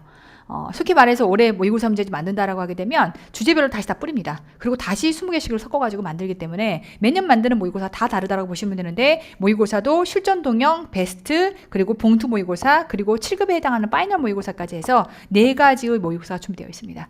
여러분들이 마음만 먹고 공부한다라고 하게 되면 충분히 완벽하게 정말 빠짐없이 점수가 어디에 새어나갈 수 없을 만큼 물샐 틈 없이 컨텐츠들이 준비가 돼 있다라고 보시면 되겠고요. 그런가 하면 자, 보통 기본 이론에서 기출로 넘어갈 때 기출이 굉장히 어렵게 느껴지는 분들이 있거든요. 그리고 기본 이론 때 나는 정말 열심히 A부터 처음 생초보기 때문에 하나하나 문제를 스텝 바이 스텝으로 밟아서 문제를 풀고 싶어, 문제를 더 풀고 싶다라고 하는 니즈를 충족시켜주기 위해서 매일 회계라는 게 있습니다. 그래서 매일 회계에 해당하는 게 기본 이론을 같이 공부하면서 바로바로 객관식 문제를 풀 수 있게끔, 이 안에 충분히 1000문제 이상의 문제가 들어가 있음에도 불구하고 여러분들이 문제를 더 풀고 싶다, 그리고 수준이 조금 쉽게 말해서는 좀 쉬울 수 있는 형태의 문제들 다져서 문제를 풀 수 있게 있게끔 그런 문제들을 풀고 싶다라고 하는 니즈 때문에 만들어진 거라서 중간에 곁다리 위기에 들어가 있는 거고요. 그 다음에 이제 우리가 보통 이렇게 응용 문풀단에 그리고 약점을 보완한다라고 할 때 보통 수험생들이요. 회계학 안에서는 계산형 문제가 있고 서술형 문제가 있는데 서술형 문제를 굉장히 어렵게 느껴요. 보통 돌아가는 모든 사이클이 전부 다 계산형 문제로 돌아가거든요. 그럼 서술형 문제는 기준서에 있는 문장들이 그대로 나오는데 기준서 문장이 너무 어려워요. 속히 말해서 영어로 돼 있는 원문을 한국말로 바꿔놨기 때문에 국어 잘하시는 우리 공무원 수험생 입장에서는 영판 거슬리지 않아요. 정말 너무 거슬리는 문장들이 마구 들어가 있다 보니까 이게 무슨 말인지를 당최 이해를 못해요. 그거는 회계도 그렇고 세법도 그래요. 그래서 이제 그러한 내용들이 여러분들이 완벽하게 친숙해질 수 있게끔 시험에 나오는 기준서의 문장들이 완벽하게 여러분 것으로 소화될 수 있게끔 서술형 문제만 모아서 완벽하게 다지게 하는 썰전. 그래서 요 문제집이요 또 굉장히 유명하죠. 이 두 개가 저의 시그니처입니다. 그래서 이 썰전에 해당하는 거를 여러분들이 완벽하게 풀면 서술형은 100점이다. 이렇게 제가 과히 말씀드릴 수 있고요. 이건 제가 굳이 강조하지 않아도 많은 분들이 그런 식으로 이름을 붙여요. 썰전은 사랑입니다. 썰전은 100점입니다. 뭐 이렇게 이름들을 붙여가지고 많이 쓰시는데 말문제 대비로 이렇게 따로 교재가 만들어져 있고요. 그런가 하면 그렇죠. 쌍팔년도 선거 포스터 같죠. 제가 여러분에게 항상 강조하는 게 저는 그래요. 제가 쭉 살아왔던 인생의 모든 이 마디마디가 노력해서 뭔가를 항상 바꿔가고 이루어왔던 사람이거든요. 그걸 여러분들의 쉽게 말하면 강단 앞에서 여러분도 저의 수험생이라면 그런 삶의 모습으로 살았으면 좋겠습니다라고 하는 내용으로 나는 노력하면 이루는 사람이다라고 하는 내용들을 많이 말씀을 드립니다. 그래서 제가 그렇게 얘기하는 거를 누군가가 사진을 찍어서 왜냐면 여러분들이 쭉 수험을 진행하다 보면 너무 고되고 힘들거든요. 정말 너무너무 뼛속까지 외롭다는 느낌이 드러날 겁니다. 저도 수험생이어봤기 때문에 그 느낌이 뭔지 압니다. 그러다 보니까 정말 누군가로부터 위로도 받고 싶고 공감도 받고 싶은데 제가 나는 노력하는 사람이다 라고 하는 내용을 얘기할 때 그걸 사진을 찍어서 핸드폰 배경화면으로 놓고 힘들 때마다 열어보면서 위로를 받았다라는 말에 착안을 해서 애쌍투 제가 이 책을 작년에 처음 만들 때 뭐 찍을 거 뭐 있냐 내가 넣어줄게 라고 해서 아예 책에다 박아줬습니다. 그래서 요거는 오진다라고 해서 올쌤의 진짜 다지기다 라고 한 형태로 압축 요약서입니다. 두꺼운 이러한 기본서 굉장히 헤비하거든요. 이거 맞으면 죽을 수도 있어요. 정말 두꺼운 벽돌 같아요. 그런데 이런 것들을 정말 이 말 그대로 직관으로 바로 이해할 수 있게끔 오진다로 실어서 넣어놨기 때문에 여러분들이 문제를 풀 때 어떻게 풀어야 될지에 대한 것들이 고민이 될 때마다 문제풀이에 해당하는 해법, 비법까지가 다 들어가 있으니까 같이 쭉 모든 기본서들을 보는 중에 이것들을 같이 곁들여 보면서 여러분들이 공부를 하시면 훨씬 빨리 회계학에 해당하는 모든 내용들이 머릿속에 잡힐 겁니다. 뭐 이런 내용들은 여러분들이 쭉 저희 카페 합격 수기들을 보시면 뭐가 좋았더라 라고 하는 내용들을 수험생들이 다 얘기를 할 거기 때문에 그런 내용들을 참고하시면 좋을 것 같고요. 작년에 제가 메가에 들어와서 새로 냈던 회계학 책들이 이렇게 3권이에요. 회계의 경우는 그러다 보니까 아마 이러한 내용들에 대해서는 올해 5월달 합격이 이제 최종적으로 확정되고 나면 그때 합격수기 올라올 때 아마 내용들이 올라올 것 같고요. 뭐 그렇게 하지 않았더라 하더라도 오진다에 대한 평들은 여러분들이 아마 많이 익히 또 곁다리로 들어보셨을 거라서 이런 식의 컨텐츠들이 만들어져 있기 때문에 여러분들 마음만 먹으면 완벽하게 100점이 가능할 수밖에 없습니다. 저는 속기 이렇게 얘기를 합니다. 완벽한 커리를 갖추고 있다. 여러분들이 어느 정도의 상태로 진입을 했던 간에 나는 완전 생초보예요. 나는 회계를 공부해 본 적이 있어요. 전공자예요. 재시생이에요. 내지는 회계사 시험을 준비하다 내려왔어요. 등등 어떤 형태로 여러분들이 이 공무원 시험에 도입을 했던 간에 완벽한 커리들이 갖춰져 있기 때문에 여러분들의 입맛에 맞는 그래서 100점까지를 끌고 갈 수 있는 궁극적인 목적은 우리가 100점을 맞을 수 있으면 제일 좋겠다라고 하는 거잖아요. 그러면은 어떤 부분에서 도입해서 들어왔다 하더라도 100점까지를 여러분들이 끌어낼 수 있게끔 완벽한 커리들이 갖춰져 있기 때문에 자신 있게 제가 이것들을 여러분들에게 이렇게만 하면 여러분들 합격할 수 있다라고 하는 것들을 말씀드릴 수 있는 거고요. 속히 100점은 그냥 나오는 게 아닙니다. 속히 뭐 80점? 이번 회계학 시험 같은 경우 80점은요 수두룩하게 나올 수 있어요. 좀 미안한 얘기지만 원래는 우리 회계 시험이 굉장히 어렵고 또 어렵다라는 걸 넘어서서 국어용 한국사의 시간을 많이 배정을 해야 되다 보니까 실제 시험장에서 시험 보는 이 배정 시간도 작아서 제 실력 발휘를 못했던 게 이제까지의 상황이었다면 올해는 국어용 한국사가 굉장히 쉽다 보니까 회계세법에 여러분들 시간을 좀 많이 투자했어요. 그러다 보니까 점수대가 10점 가까이가 올라간 거거든요. 그래서 예년에 80점이면 나 80점이에요 라고 떳떳하게 말할 수 있었는데 지금 카페 분위기가 너무 죄송하게도 선생님 80점 정도 맞으면 된다 그래서 80점 맞았는데 80점 맞으면 올해 같은 경우도 합격해요. 근데 워낙 수험생들이 90, 100이 너무나 많다 보니까 제 카페에 너무나 많다 보니까 보니까 지금 명함을 못 내미는 상황인 것 같더라고요. 80 맞으신 분들도 잘하신 거예요. 근데 어쨌건 100점 가까운 점수들이 우수수 나왔던 건 그냥 나온 게 아니라는 거죠. 여러분 딱 그렇게 물어보고 싶어요. 과하다 할 수 있어요. 제 컨텐츠나 지금 여러분들을 끌고 가는 힘들이 과하다고 할 수 있는데 시험이 어려우면 그 얘기 쏙 들어갈걸요? 시험이 쉬우면 과하다는 얘기가 나와요. 근데 여러분들의 인생이 걸린 시험인데 완벽하게 어떠한 변수도 없게끔 막아주는 100점까지를 맞게끔 만들어주는 컨텐츠와 커리를 따라갈 것이냐, 그렇지 않은 채로 리스크를 여러분들이 테이크할 거냐, 이건 여러분들 선택의 문제인 겁니다. 저라면 100점이 가능한 형태의 컨텐츠를 쭉 따라갈 것 같아요. 생초보도 100점까지 끌어올 수 있다라고 하는 걸 제가 자부해 듭니다. 세법이요. 세법의 경우는 여러분 아시겠지만 제가 22년도 새로 시작을 했었죠. 그래서 그때는 정말 저도 여러분들을 모직에 끌고 가면서 100% 맞다라고 말을 하기에는 단 한 번도 전투를 치러본 적이 없었기 때문에 여러분에게 강한 확신으로 밀어붙여 말할 수는 없었습니다. 하지만 앞서 아까 말씀드린 것처럼 강사는 학생들의 점수가 성적표입니다. 근데 많은 분들이 그 컨텐츠를 쭉 따라오고 저희 강의를 쭉 따라왔을 때 90, 100 해당하는 점수들을 다 맞아 오셨기 때문에 저는 이제 이 커리가 완벽하다라고 100% 확신을 가지고 여러분에게 말씀을 드립니다.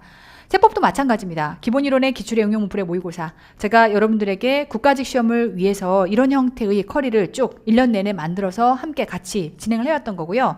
저희 세법은 세법 1과 세법 2로 나눠져 있습니다. 속히 말해서 시스템 세법이다라고 해서 이 안에서 여러분들이 기본이론을 공부하면서 문제풀이까지가 다 이루어지게끔 기본 구조를 짜놨고요.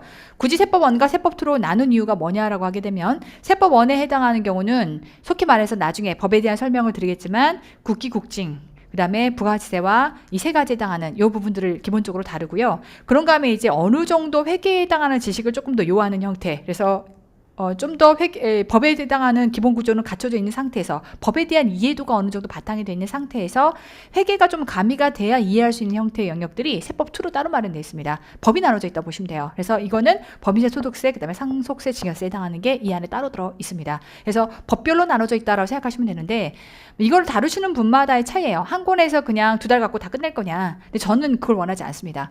어차피 세법은 딱 2가지거든요. 첫 번째는 조문을 완벽하게 이해하는 거. 아까 저라는 사람이 이해가 안 되는 거는 씹어먹히지 않는 거는 삼킬 수가 없어요. 어떻게 안 씹었는데 삼켜요. 저는 그게 안 되는 사람이에요. 그러다 보니까 하나하나를 여러분들이 혼자 집에 가서 고민하지 않게끔 같이 다 씹어주는 게 제 세법의 가장 큰 장점입니다. 그래서 저는 1, 2로 구분해놓고 장작 4달 동안 기본 이론들을 다루고요. 그 상황 안에서도 문제풀이가 쭉 다 들어갑니다. 그래서 기출에 해당하는 내용들까지가 옆에 날개 다 들어가 있기 때문에 문제풀이는 당연히 공무원 시험에서 객관식을 위주로 보는 공무원 시험에서는 문제풀이는 필수입니다. 그런데 이제 그러한 이론들을 얼마나 꼼꼼하게 다뤄주느냐에서 차이가 있다고 생각을 하고 저는 이렇게 세법 1, 2라고 하는 기본서가 나뉘어져 있고요. 자, 기출 플러스 있고요. 그 다음에 응용문풀, 회계에서의 회계천재가 있다면 세법에서는 세법천재가 있습니다. 속기 말해 세법천재도 레벨 1, 2, 3로 나누어져서 회계천재처럼 이게 이제 올해 이제 막 나와서 지금 이제 막 수험생들한테 이제 막 읽혀지다 보니까 아직 속기 말해서 회계천재처럼 그런 명성을 아직 못 받은 거지만 저는 이 세법천재를 여러분들이 제대로 풀었다면 올해 세법 무조건 100점이었어야 돼요. 훨씬 난이도를 더 끌어올려서 여러분들의 능력치를 모래주머니를 딱 차고 정말 착장해서 끊임없이 고통스럽지만 공부할 수 있게끔 만들어주는 책이라고 보시면 되겠고요. 이런 순간 요거 딱 요렇게 착장이 되는 순간 시험장에 들어가서는 모래주머니 딱 털고 가벼운 마음으로 탁탁탁 찍어서 100점 맞을 수 있게끔 해주는 게 바로 요 세법 천재입니다. 그래서 지금처럼 계산형 문제까지를 완벽하게 대비해야 되는 시험을 위해서 여기 세법 천재 가보시면 레벨 1, 2, 3 중에 레벨 3에 해당하는 경우들은 세법 계산형 문제만 다 들어가 있어요. 그래서 계산형 문제도 지금 공무원 시험 9급에 출제된 거는 정말 우습다 싶을 만큼 훨씬 더 헤비한 형태의 계산형 문제들이 우리 객관식 문제로 풀어볼 만한 것들을 제가 다 챙겨서 넣어놨기 때문에 이걸 여러분들이 연습했다면 모두가 그래서 세법이 저희 카페 안에서는 어려웠다는 얘기를 쉽게 못하더라고요. 해왔던 내용들이 있다 보니까 등등 이렇게 들어가 있고요. 모의고사 당연히 들어갑니다. 그래서 올해는 제가 시간이 없어서 모의고사를 그냥 만들어서 무료로 배포를 했지만 이제 올해 정식으로 훨씬 더 많은 모의고사들을 커리를 다 앞으로 당겨서 진행을 하기 때문에 모의고사들을 만들어서 정식책으로 출간을 해서 여러분들과 같이 훈련을 많이 하게 될 거고요. 원래는 회계세법이 작년에 처음 시작할 때만 해도 7월에 시작했어요. 근데 이제 올해는 5월부터 시작합니다. 세법에 해당하는 내용들을 5월부터 시작을 할 거기 때문에 세법에 해당하는 2달에 해당하는 여유가 뒤에 또 생기거든요. 자, 그러다 보니까 쭉 여러분들이 이 컨텐츠만 따라가신다고 하게 되면 완벽하게 세법이 다져진 채로 보시게 될 거고요. 자, 그런가 하면 조금 야심차게 22년 커리에서 없었던 거예요. 제가 쭉 해보고 나서 가장 아쉬웠던 게 뭐냐면 결국은 여러분들이 처음부터 끝까지 쭉 가져갈 수 있는 OX 문제집이 하나 있었으면 좋겠다. 물론 여러분들 안에 기본서 보시면 뒤에 센훈련이라고 해서 OX가 들어가 있긴 해요. 근데 솔직히 말해서 제 마음에 들지 않았어요. 더 완벽했으면 좋겠다. 그래서 정말 어떤 게 기출에 출제가 됐었는지, 그다음 어떤 문장이 중요한지, 그 다음에 타 시험에서는 어떤 문장이 출제가 됐었는지 기본서를 다져서 완벽하게 볼 수 있는 형태의 OX가 만들어졌으면 좋겠다라고 하는 게 제 판단이었고요. 그걸 지금 제가 5월달 한 달간, 4월 한 달간 만들어서 OX 필살기다라고 하는 게 나옵니다. 말 그대로 필살기예요. 그래서 나중에 문제풀이를 하실 때 요 세법 안에 이제 센훈련은 없어요. 그래서 훨씬 세법이 더 얇아지겠죠. 그래서 이렇게 센훈련은 빠진 채로 이론서만 나올 텐데 이때 이제 복습용으로 센훈련을 같이 풀 거예요. 같이 풀면서 다시 기출 때도 또 풀고요. 기출 풀면서도 센훈련을 쉽게 말하면 OX 필살기로 정리할 거고 응용문 풀 때도 OX 필살기로 정리할 거고요. 그리고 나서 나중에 모의고사 볼 때도 정리하고 마지막까지 완전히 저는 생각하기에 이 필살기를 여러분들이 10회 동안 하면요. 어떤 세법 문제가 나와도 여러분들이 100점 만점 찍을 수 있다라고 하는 자부를 가질 만큼 이렇게 필살기를 만들어냈기 때문에 요거 가지고 여러분들 쭉 연습하시면 될 것 같아요. 제가 정말 공을 들여서 정말 필살기로 한번 만들어 봤습니다. 그래서 요거 우리 기본 이론 할 때 같이 여러분들과 제공이 될 거고요. 자, 그런가 하면 당연히 세법도 오진다가 있죠. 이 많은 방대한 세법을 여러분들이 한 권으로 단권화해서 이 내용들을 빠르게 도식화돼 가지고서 비교해서 볼 수 있게끔 앞에 뒤에 해당하는 법들을 비교해서 연결해서 볼 수 있게끔 도식화로 가장 잘 정리되어 있는 책이 오진다기 때문에 여러분들이 이러한 컨텐츠들을 가지고 세법을 공부한다고 하게 되면 충분히 가능합니다. 암기량이 많고 휘발성이 강한 세법은 컨텐츠로 극복하시면 돼요. 그래서 가장 효율적으로 궁극적인 목적은 조문을 완전히 여러분 걸로 소화해서 빠짐없이 촘촘하게 이해하고 외워가지고 시험장에 들어가는 거기 때문에 그렇게 효율적으로 다질 수 있게끔 제가 이 많은 컨텐츠들을 구성을 해놓고 그 훈련 과정 안에 자연스럽게 여러분들이 완전히 암기가 되게끔 넣어놨기 때문에 생초보도 100점이 가능한 겁니다. 아까 우리가 속히 말해서 카페에서 100백 찍었어요 라고 하는 분들이 세법에 대한 기본 지식이 있었던 분들이 아니에요. 그래서 제가 정말 그분들을 맨날 질문 받아가면서 끌고 갈 때 심지어는 막 걱정도 했어요. 이렇게 질문을 많이 하면 이게 정말 이걸 다 이해를 할 수는 있는 걸까 싶을 정도로 걱정했던 생초보분들이 굉장히 많은데 그분들이 100에 95에 100 다 찍어냈더라고요. 그래서 충분히 가능하다라고 하는 걸 이제는 검증된 채로 여러분에게 강한 확신으로 말씀을 드릴 수 있다라고 하는 거고요. 이 부분을 한번 좀 설명을 드려보고 싶어요. 세법을 학습하기 전에 재무회계를 학습해야 되나요? 속히 말해서 회계를 먼저 해야 할까요? 라고 하는 질문들을 많이 하시는데요. 일단 결론은 완벽하지 않더라도 회계의 개념을 잡고 세법을 시작하는 게 좋겠다라고 하는 게 제 답입니다. 자, 근거는요. 이렇게 갑니다. 세법에 대한 이해가 필요해요. 일단은 우리 세법에 해당하는 경우는요. 6가지에 해당하는 법을 다룹니다. 법인세, 소득세, 부가세, 국세, 그 다음에 기본법과 징수법, 그리고 상증세법 이렇게 다루는데 상속세와 증여세는 한 문제 나올 때가 있고 안 나올 때가 있어요. 그 다음에 종합부동산세라고 해서 국세 안에 범위가 들어가는데 그것도 최근에 거의 출제가 안 되고 있기 때문에 올해도 제가 진행하지 않았고 올해 출제가 되지 않았어요. 워낙 누더기법이다 보니까 그걸 공부하는 것 자체가 의미가 없습니다. 하여 이렇게 속히 말해서 6가지의 법을 공부하시면 되고 우리가 속히 법소부다라고 하는 3개의 법이 주법이 이 3가지라고 보시면 되겠고요. 자, 그런데 이때 보통 공무원 시장에서 중요하다 그러면 어떤 법이 중요하다라고 할 때 그 중요하다를 뭘로 판단할 거냐라고 하게 되면 첫 번째 출제 비중이요. 어떤 법이 제일 많이 출제가 되느냐. 그 다음에 이제 두 번째 어떤 법을 공부하는 게 제일 어렵냐. 속히 말해서 내가 합격에 해당하는 고득점을 내고 싶은데 어디서 점수를 잡아먹느냐 그 소린 거잖아요. 그런가 하면 세 번째는 학습량. 이 많은 법들 중에서 알겠는데 뭐 중요한 거 알겠고 다 알겠는데 공부량이 너무 많으면 여기다 너무 많은 시간을 투입해야 되는 거라서 중요도라고 하는 부분에 있어서는 속히 말해서 효율이라고 하는 것도 작용한다는 거죠. 내가 얼만큼 시간을 들여서 얼만큼 점수를 뽑을 거냐라고 하는 것까지를 감안해서 제가 산술적인 수치로 한번 정리를 해보자면요. 속히 말해서 이제 기출제에 해당하는 비중은 과거에 국기법, 국징, 그다음 부가세, 법소 이렇게 내용들이 들어가 있을 때 국기법에서 가장 많이 출제가 되어 왔었어요. 그래서 21년 동안 가지고 봤을 때 20문제 중에서 국기법이 한 5문제, 국징 2개, 부가세, 법소 전부 다 날라리 4문제씩이 출제가 됐다가 22년도 시험에서는 판이 바뀝니다. 22년도 시험은요. 법소가 법인세법과 소득세법이 월등히 더 많이 출제가 되고 오히려 국세기본법이 더 줄었어요. 자, 법인세와 소득세에 해당하는 게 6문항. 물론 이제 중복된 문제까지를 포함해서 제가 넣자면 그러면 이제 23문항이 되거든요. 20개가 아니라 영역을 곁다리로 양다리로 걸쳐서 문제를 출제했다라고 하게 되면 23문항이 되는데 이때 법인세와 소득세에 해당하는 게 6개씩 그리고 국기법이 5문제 그런가 하면 국징 여전히 2문제, 부가세법 대비 이렇게 출제가 됐었기 때문에 결국은 비중이 어디로 지금 실려 들어간 거냐면 법소로 실려 들어갔다는 걸 알 수 있겠고요. 속기 공무원 세법이 좀 더 어려워졌어요 라고 할 때 두 가지예요. 법소부가 일반 조금 이따 보여드리겠지만 국세기본법과 국징법보다는 어렵거든요. 그래서 문제를 그쪽으로 방향을 틀어서 법소부 쪽에서 문제를 많이 내기 시작하면 문제가 어려워집니다. 그 다음에 두 번째는 계산형 문제를 내기 시작하면 어려워져요. 근데 이제 올해 그나마 여러분들 수험생들이 좀 세법이 어려웠어요 라고 하는 분들은 대부분의 초점을 국세기본법이나 국징법에 맞춰서 공부를 하다가 올해 법소에 해당하는 이 부분들의 포커스를 만져서 문제를 내다 보니까 그게 준비가 미처 안 돼 있는 분들은, 특히나 법인세에 해당하는 부분이 준비가 안 돼 있는 부분들은 어렵다라고 많이 느꼈던 것 같고, 그 다음에 계산형 문제에 해당하는 것들도 소득세라든지 법인세에서 이렇게 계산형 문제가 출제가 됐기 때문에 이게 대비가 안 돼 있으면 무조건 점수가 나가버릴 수밖에 없거든요. 그거에서 차이가 났다라고 저는 생각을 합니다. 그럼 이제 앞으로는 앞서 얘기했던 것처럼 전공 과목 체제에서 앞으로는 문제가 더 어려워질 거다라고 가정을 하면 아무래도 국기, 국징에 해당하는 기본법, 쉬운 난이도에 해당하는 이 법보다는 좀 더 난이도가 있는 법에서 문제를 더 많이 출제할 확률이 높다라고 하는 거. 그리고 계산형 문제가 분명히 계속해서 출제가 될 거다. 그러면 계산형 문제는 보통 여기서는 출제가 될 이유가 없거든요. 계산이 다루어지지 않아요. 그럼 여기에서 계산형 문제가 나올 수밖에 없기 때문에 속히 말해서 법소부를 얼마나 완벽하게 정리가 되어 있느냐에 따라서 점수의 차이는 벌어질 수밖에 없다. 자, 출제 비중을 가지고 얘기하자면 출제 비중 올해 22년도 국가직 시험을 기준으로 해서 비중을 이렇게 나눠봤고요. 난이도는 이래요. 뭐가 제일 어렵냐? 법인세가 헬입니다. 속히 말해서. 법인세는 완벽하게 회계에 해당하는 이해가 바탕이 된 채로 법인세를 실어가야 이게 무슨 말인지 이해를 하지, 그렇지 않은 채는요, 법인세는 애시당초 이해할 수가 없어요. 법인세 정말 헬입니다. 그래서 이게 가장 어렵고 속히 공무원 수험생들이 예전에 세법의 경우가 7, 80점만 맞아도 되는 그런 상황에서는 법인세 4문제가 출제가 될 때는요, 법인세 4개는 날린다, 법인세 4개는 버린다 라는 얘기가 나올 정도로 법인세를 굉장히 어렵게 느낍니다.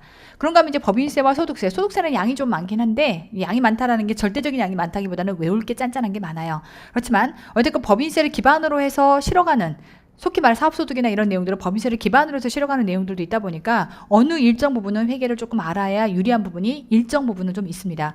그런가 하면 부가세법에 해당하는 경우도 아예 회계를 모르는 것보다는 회계를 정도 어느 정도를 알아야 기업의 거래를 이해해야만 풀 수 있는 내용인 거고요. 속히 말해서 국기와 국징은요, 회계 전혀 몰라도 돼요.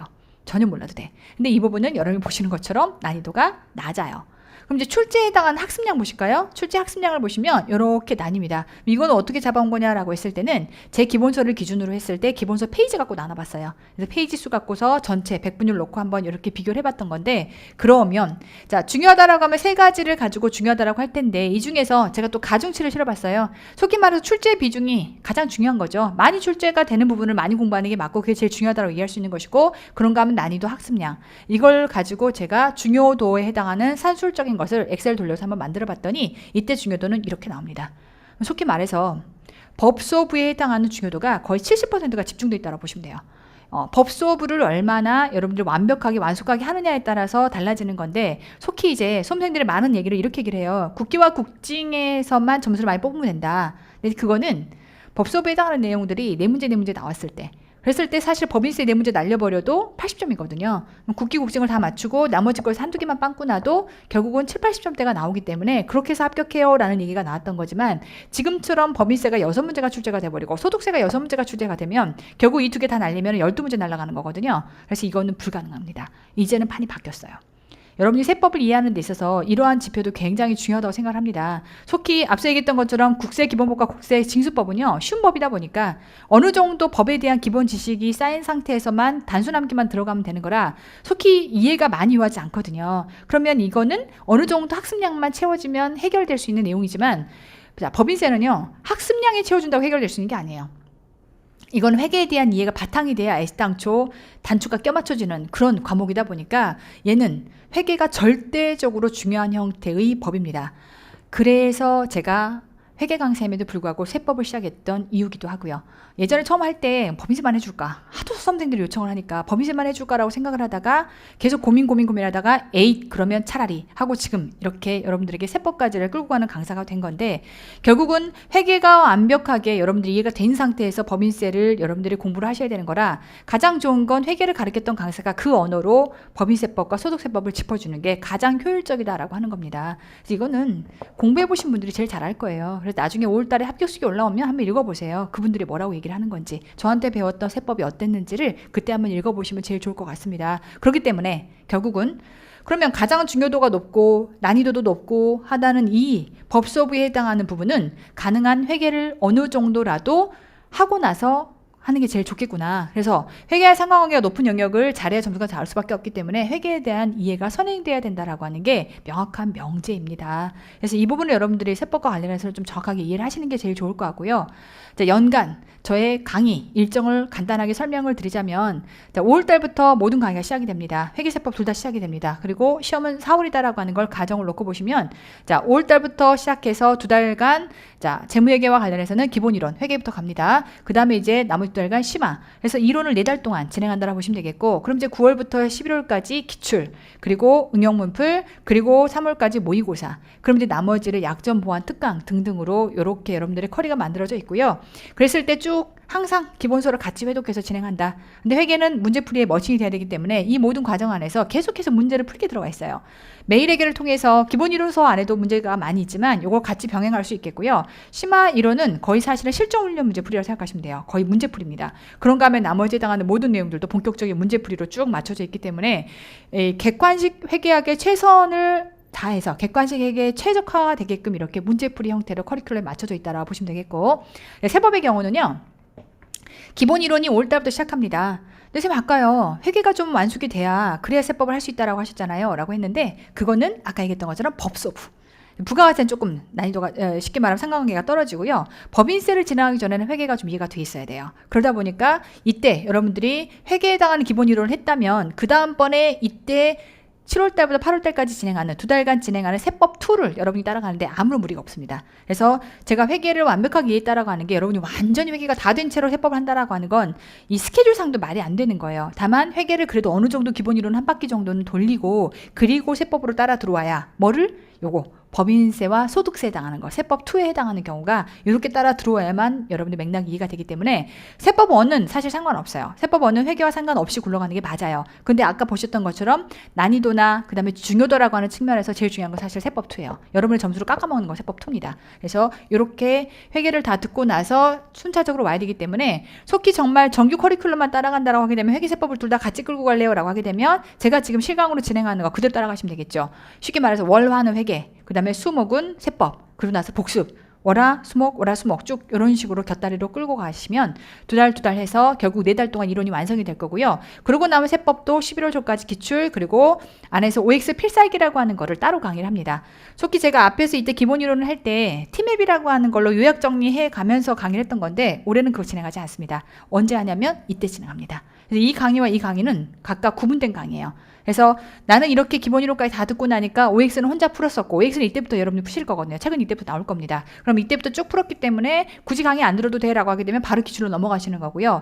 OX 필살기도 강의를 통해서 들어야겠다라고 하게 되면 OX 필살기 타고 기출로 다시 들어가는 거고요. 이건 여러분들의 선택 사항인 거고, 강사 입장에서는 여러 가지 여러분들이 선택을 할 수 있게끔 깔아주는 게 맞는 거지, 그냥 한 가지만 가지고 너의 상황을 비추어 생각하지 않고 한 가지만 쭉 밀고 나가는 건 저는 무책임하다고 생각을 합니다. 그래서 여러분들이 충분히 선택할 수 있게끔, 여러분들 상황에 비추어서 내가 부족한 것들을 계속 보완해 갈 수 있게끔 이 한번 받쳐서 제가 강의를 만들고 책을 만드는 게 제 역할이다 보니까 이렇게 각각 깔아놨으니 여러분들이 그때 상황에 비추어 선택을 하시면 되는 거고요. 그런가 하면 응용문풀, 세법 천재, 그리고 1월 달에 이제 우리 세법은 고약하게 개정이 들어갑니다. 그래서 개정세법에 대한 특강과 특수제 특강이 들어갈 거고요. 그런가 하면 이제 이때 오진다, 이제 개정이 반영된 오진다가 다시 리뉴얼 버전 23년도 책이 따로 나올 겁니다. 이때도 여러분들 계속해서 오진다를 가지고 공부하실 거예요. 오진다 책값도 그렇게 비싼 게 아니기 때문에 오진다를 가서 계속 보면서 여러분들 공부도 다 해놓으셔야 돼요. 그러다가 이때 개정된 오진다를 가지고 막판 모의고사 준비하며 들어가실 거기 때문에 이때 오진다 특강을 하며 23년도 오진다 같이 나올 거고 모의고사집이 따로 나올 겁니다.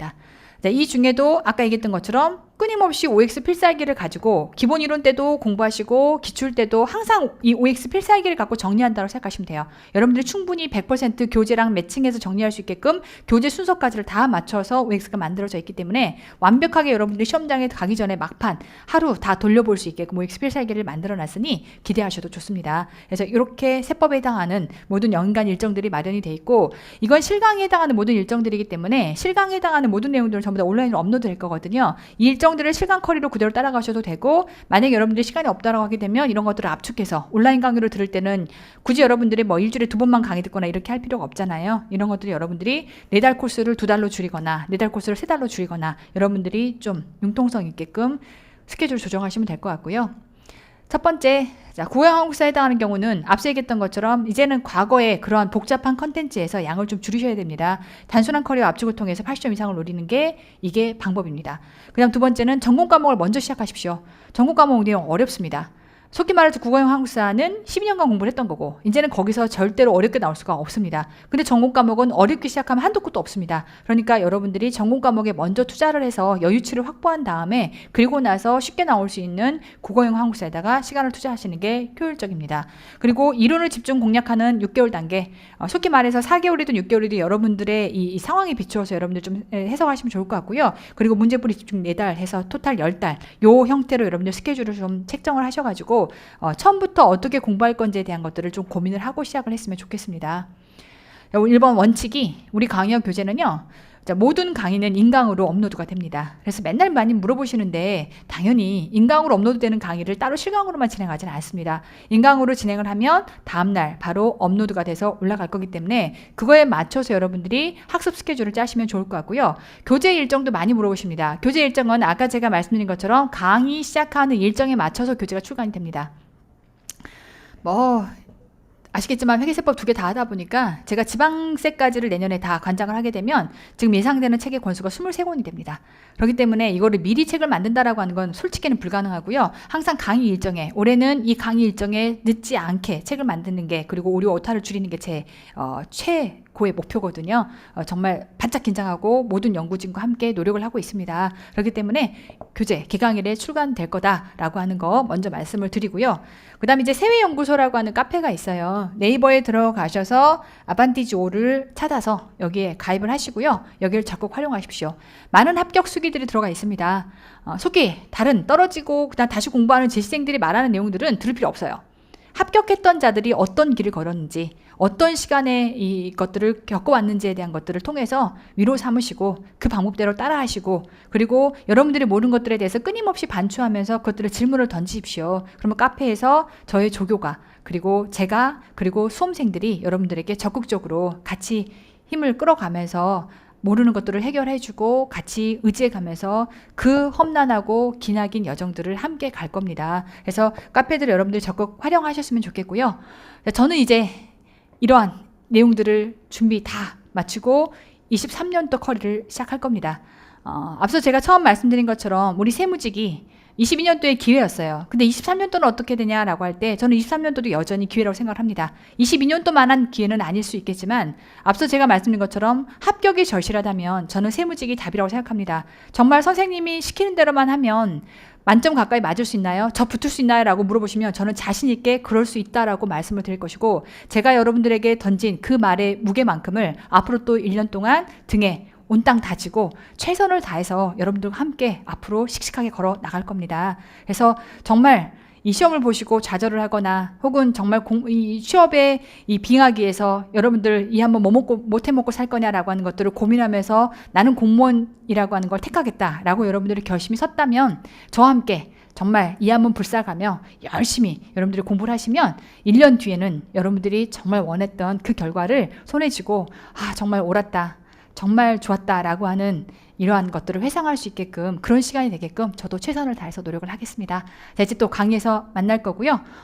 여러분들 한 분 한 분 많은 행운들이 따라서 여러분들이 목표하시는 것들 이룰 수 있게끔 바라겠습니다. 감사합니다.